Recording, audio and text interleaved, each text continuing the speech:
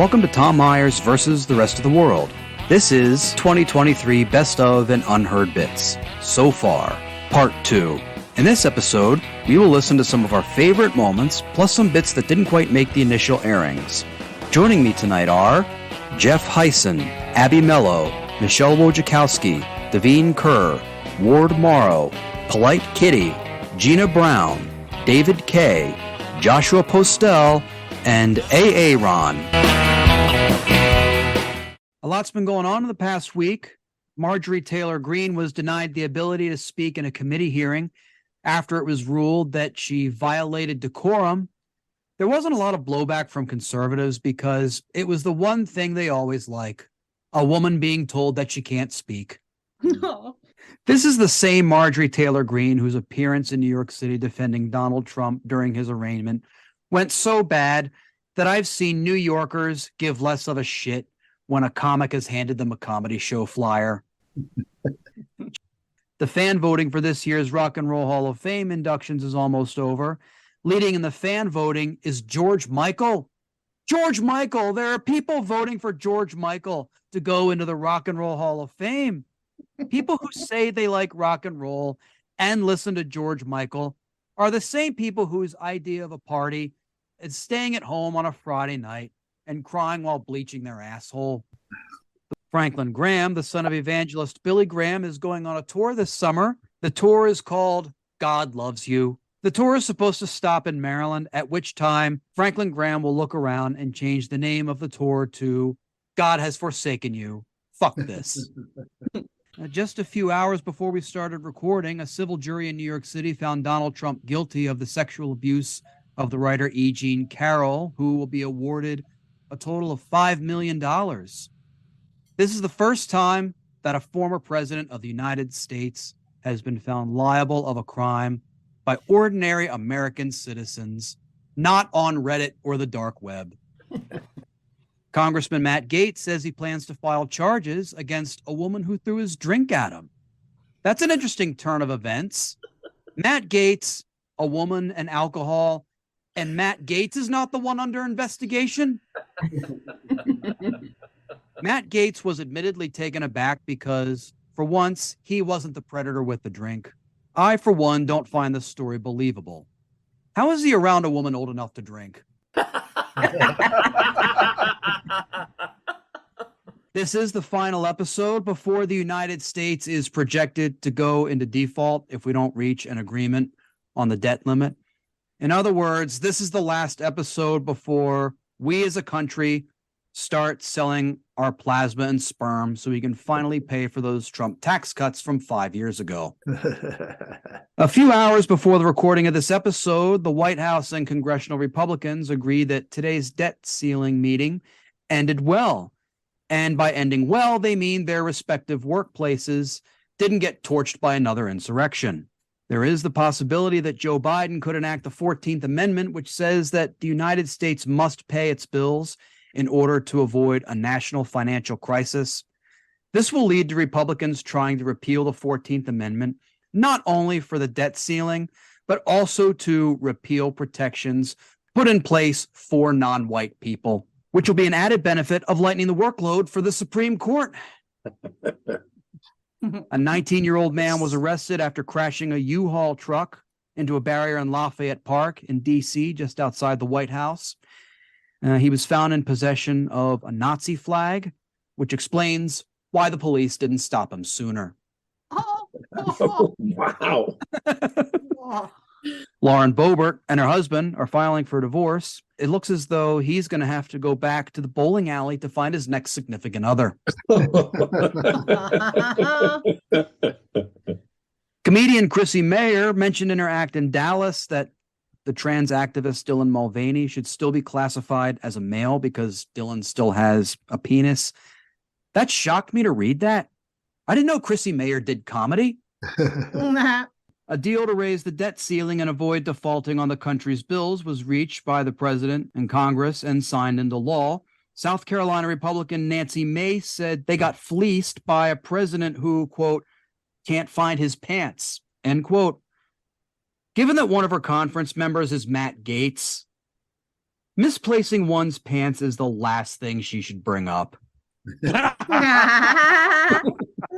Oath Keepers founder Stuart Rhodes was sentenced to 18 years in prison for his role in the attack on the Capitol.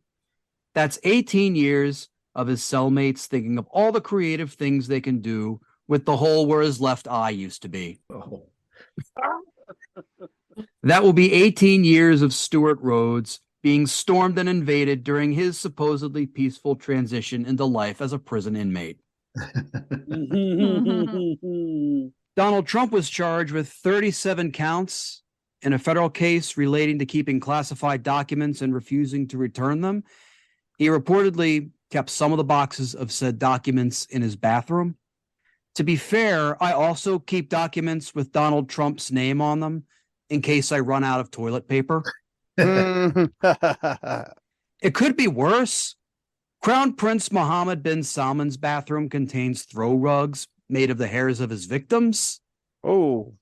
For legal reasons, I have to say that's not true to the best of my knowledge. The Northeast and Mid-Atlantic portions of the United States were covered in smoke from wildfires in Quebec, with the sepia air coloring, the turning back of women's health care, and voting restrictions for people of color. It's one step closer to when Trump supporters thought America was great again. Televangelist Pat Robertson has passed away. Thanks to his placement in the afterlife, his new show will be called The 666 Club. With Pat Robertson gone, 700 may now refer to the number of total criminal charges Donald Trump faces. Michelle, I believe congratulations are in order on your end. Oh, I guess I should say why. I thought it was just because I'm awesome. Ward, how have you been lately? I have no shameless self-promotion. I found out over a week ago I was able to announce I am the 2023 award winner of the Arlene Eisenberg Memorial Award. It's one of the top awards given out every year by the American Society of Journalists and Authors for articles that made a difference. And it was on an article I wrote about physical therapy in indigenous communities, Native American and Alaskan Natives, for the American Physical Therapy Association's magazine. And that's a lot to basically say that because of the article I wrote, one place was able to use it and get a grant for their facility that helps provide healthcare and physical therapy to. They told me to use the term American Indian. A lot of people use Native American, but it helped in a lot of ways. And they're trying to basically get a lot of people of color to start providing this care because Native Americans don't trust white people as much. I can't imagine why. They only stole the whole country and gave them, blankets filled with smallpox, but I don't trust white people either, to be fair.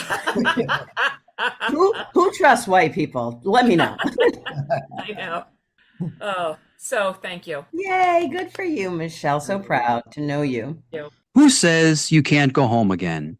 New Yorkers to Donald Trump, of course, as these clips of protesters along Trump's motorcade during a recent visit to New York City show us.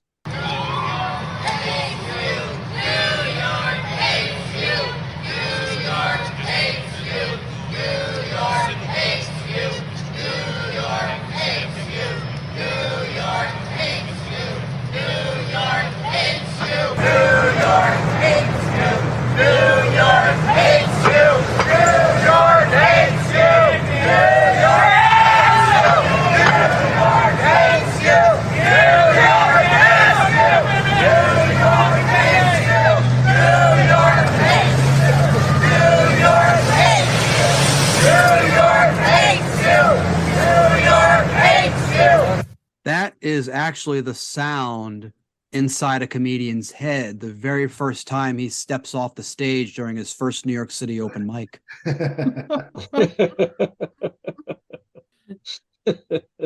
I know when the shooting here in Pittsburgh at the Tree of Life Synagogue, Trump Melania came to Pittsburgh to lay wreaths at the church or at the synagogue, no one in Pittsburgh wanted him here. The mayor asked him not to come. The county executive asked him not to come. But he decided to come anyhow. And we gathered, it was October 27th, I believe was the date.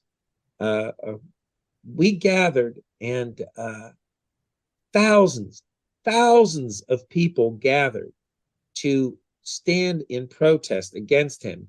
And when his motorcade came past us, everyone in the crowd turned their back in silence and turned their back to his motorcade. And it was probably like it felt to me like it was one of my strongest political statement I'd ever made, was to turn my back on the motorcade as it came by. I mean, I can pull Democratic levers all year, every election, but to be able to be there and see the president's car go by, and to be able to, well, I had to look over my shoulder because I had my back turned to him. But it was you could just feel the strength in everyone's, the way we felt about it. It was just, it really was. It was a very powerful moment. At least it was for me. So, but to see those people out there screaming and yelling at him at the arraignment, I wish we could see more and more people do that. And I wish, it's a shame that more and more people didn't come out as a counter protest on January 6th of 2021. That's very powerful, David. Thank you for sharing that. Well, it really was. It was an emotional time for us. I mean, that presidency really divided our country, and to think that people continue to support him after everything that they know about him, it's just beyond me. Okay, I'm off my high horse now. I know what the way you described it was like, Trump would be that comic who shows up and begs for a guest spot on a show, basically. And it's like, by the way, speaking of which, David, I'm going to go ahead and send you my avails later on tonight, but I'll go ahead. During the entire duration of the lawsuit being covered on Real News, as well as what's left of CNN, Fox viewers were left blissfully unaware that their network of choice was involved in a multi-million-dollar legal battle, leaving the news of the settlement with these reactions. Show of hands, how many of you had heard about this 2-year legal battle between Dominion and Fox before our producer called you?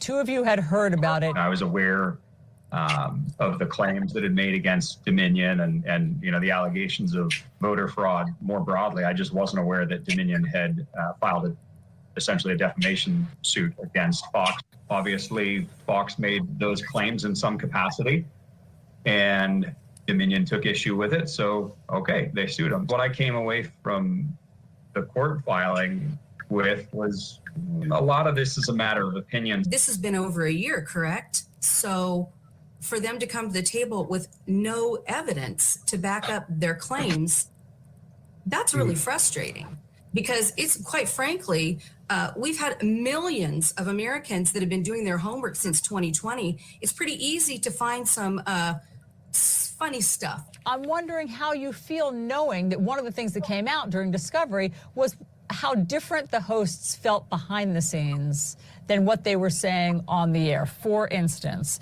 when Tucker Carlson said behind the scenes after the election on November 23rd, 2020, he says, I had to try to make the White House disavow Sidney Powell, which they obviously should have done long before. Laura Ingraham in her text responds, no serious lawyer could believe what they were saying.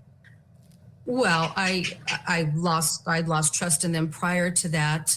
Anyway, when Fox was calling out the election, I know a lot of people felt this way. They were calling out the election prematurely for Arizona. And then after that, there's been a lot of talking out both sides of their mouth. There's a certain level of willful blindness, but people see what they want to see. And that's true on the left and it's true on the right. But I don't look to any of the networks, including Fox, as the ultimate arbiter of truth. One more question. Show of hands. How many of you will still be devoted Fox watchers? I mean, not sure if it's devoted, but I'll Okay. still partake. They all sound like they've just come out of a coma that they were that they were in before the remote control was invented. It's like watching people who are in a cult.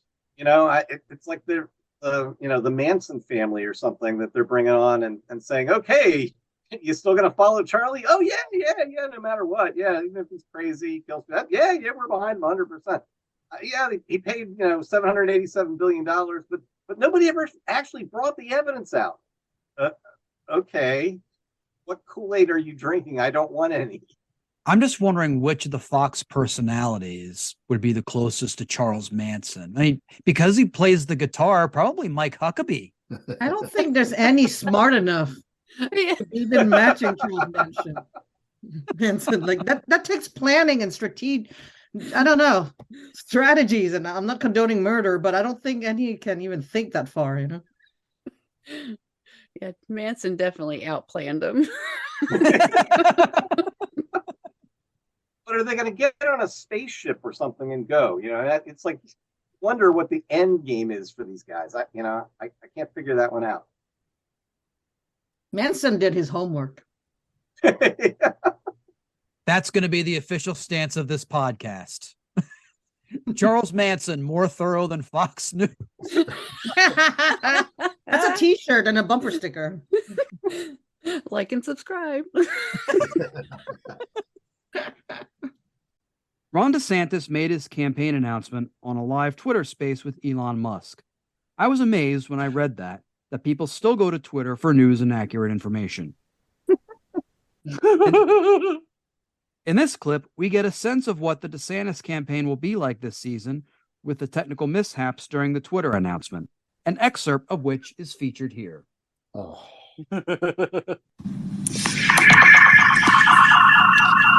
All right, sorry about that. We've got so many people here that I think we are kind of melting the servers. So I think we're back online here. Great.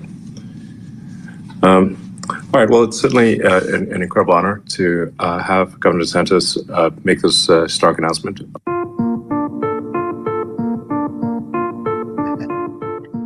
Are you there? Can you hear us? I think you broke. I'm here. I know. I think you broke the internet there. We had over 500,000 people in one Twitter space, and it was growing by like 50,000 a minute. So, congrats on breaking the internet there. The internet, Disney. I mean, DeSantis is just breaking a bunch of big, powerful stuff lately. I wonder if anybody saw the irony in, of all things, Twitter trying to cancel Ron DeSantis. Watching that, it was like watching the launch of one of Elon's rockets, the planned disassembly feature and landing on somebody's house.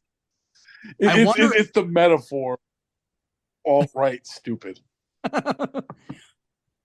Despite the recent revelations of the purchase of a government employee who makes $250,000 a year, the Trammell Crow family is remembered fondly by his son and Clarence Thomas' sponsor, Harlan Crow, in this retrospective. My dad came from a very humble background, born in East Dallas in a family of 8 kids, and father that had work sometimes, didn't have work much of the time. Even though he wanted to become well-educated, he couldn't afford to.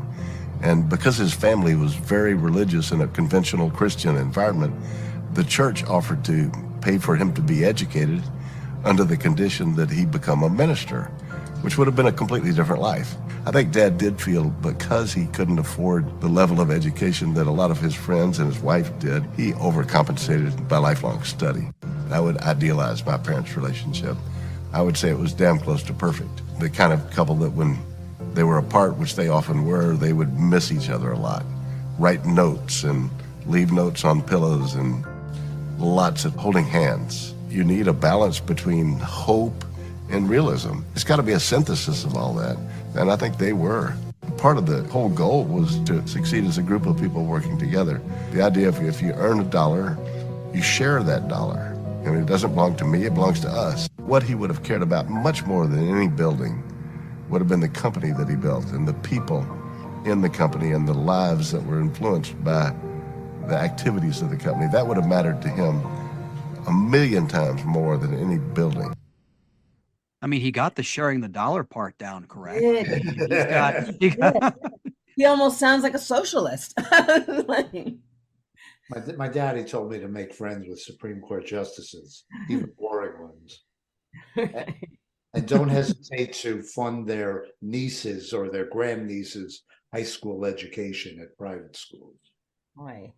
I mean, the way he described his father, I mean, his father, just as someone who was struggling financially in a large family, would probably look at the type of person his son became as someone who's basically purchasing a top tier federal justice, on top of which collecting, Nazi and Hitler memorabilia, as someone who is kind of a dick. Yeah. I think that it's the Hitler Nazi stuff. Because, I mean, a part of me thinks he is not doing a great thing, but the person who's in the wrong is Clarence Thomas, not Harlan Crow. I mean, like, he's a horrible person for, loving the Nazis and Hitler and all that, or seemingly loving. I don't know why else you would collect that memorabilia, but the person in the wrong is Clarence Thomas. You know what I mean? So maybe he's collecting it ironically. Maybe so. Maybe so. I still come back to, like we were talking about the other week, it reminds me of Aladdin. You've never had a friend like me. This guy's got a lot of money and he likes to spend it on people that can give him favors. I mean, wow.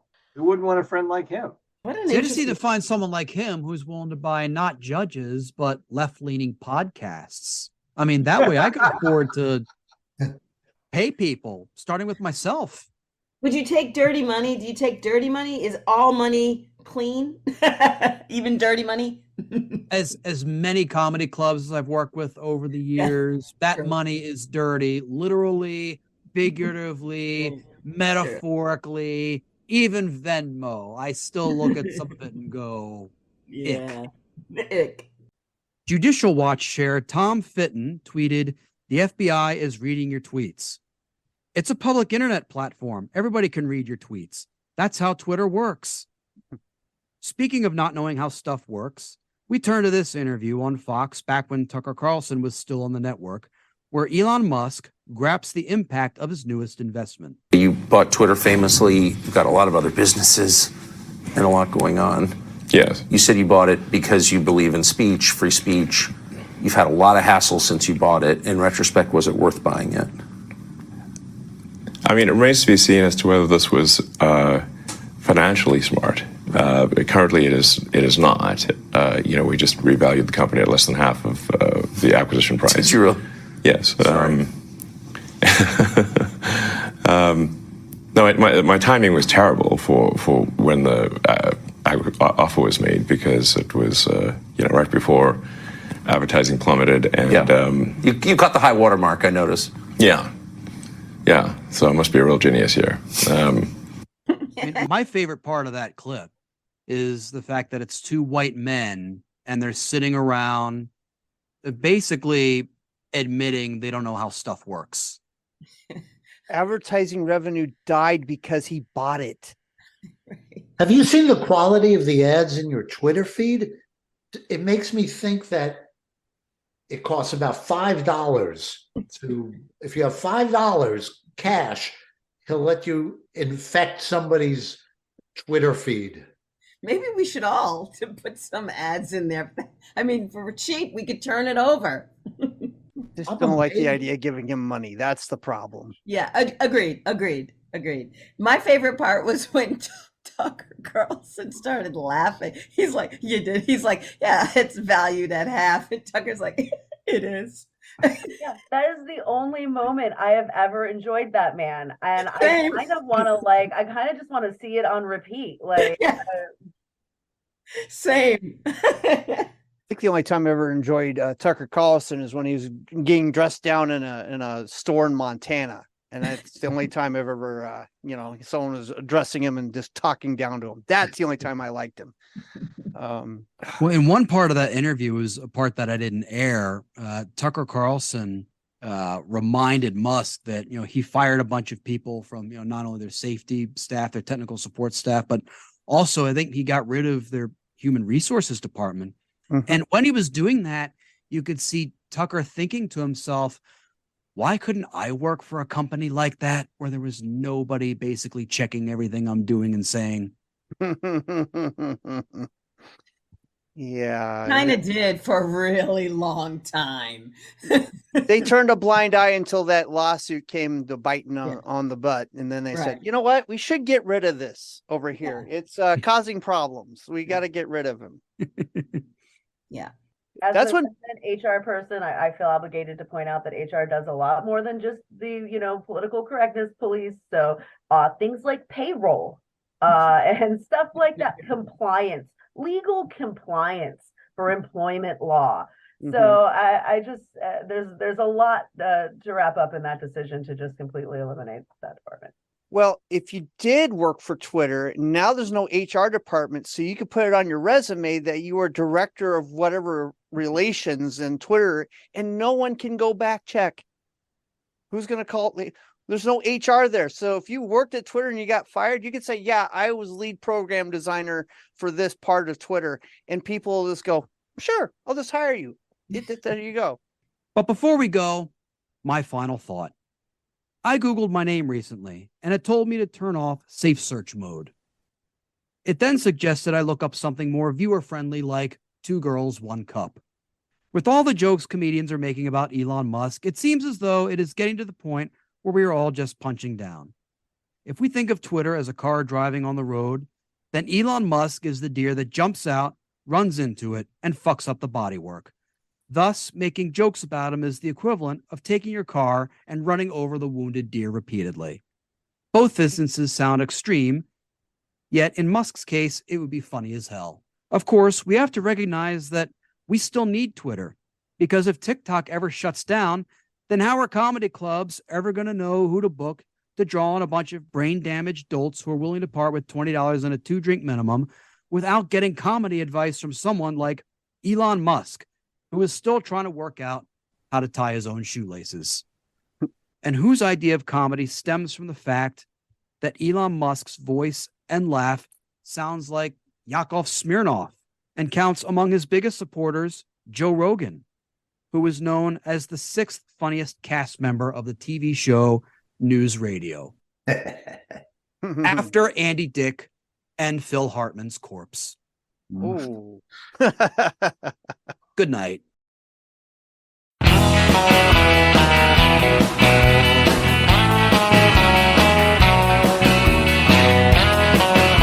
This episode was written and hosted by Tom Myers with panelists Jeff Heisen, Abby Mello, Michelle Wojciechowski, Devine Kerr, Ward Morrow, Polite Kitty, Gina Brown, David Kay, Joshua Postel, and A.A. Ron.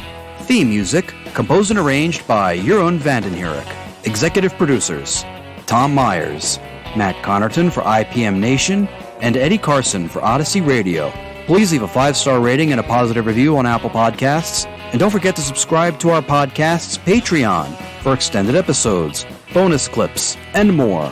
Thank you for listening, and please visit tommyers.us.